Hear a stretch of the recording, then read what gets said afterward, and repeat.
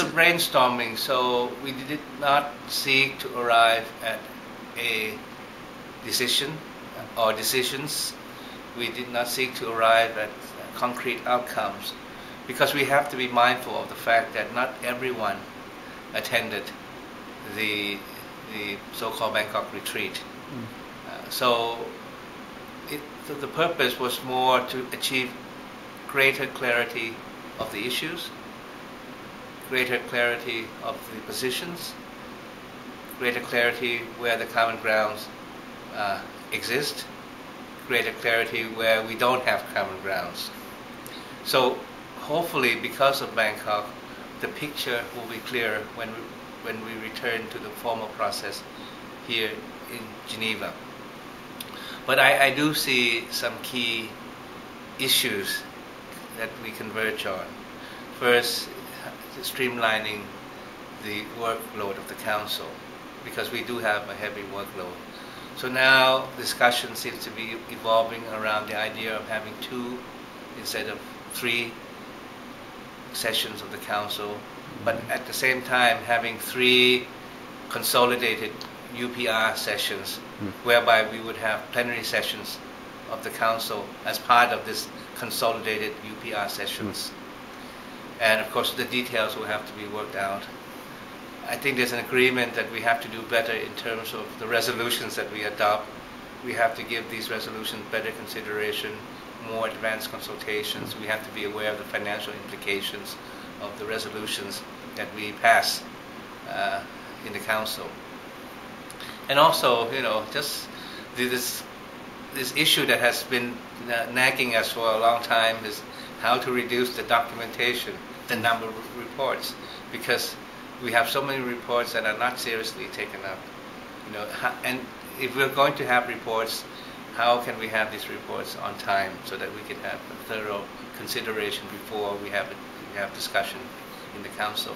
So these are issues where I think many delegations' positions converge.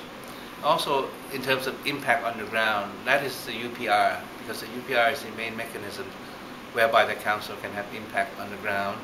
We had a discussion on the second cycle, the importance of follow-up on implementation, how to make the recommendations more implementable, more clearer, how to enhance technical cooperation to assist countries in implementing the UPR recommendations, how to mainstream UPR and human rights as a whole in the UN system, especially at the country level by way of the UN country team.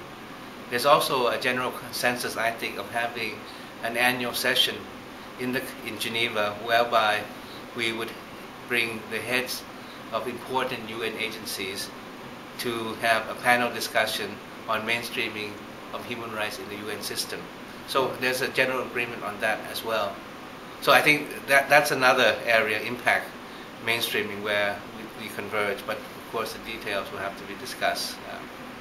Then, of course, on the country situation, which many believe is important to the credibility of the Council, the ability to react to urgent issues, we have to see whether we have the tools, enough tools. Do we need new tools?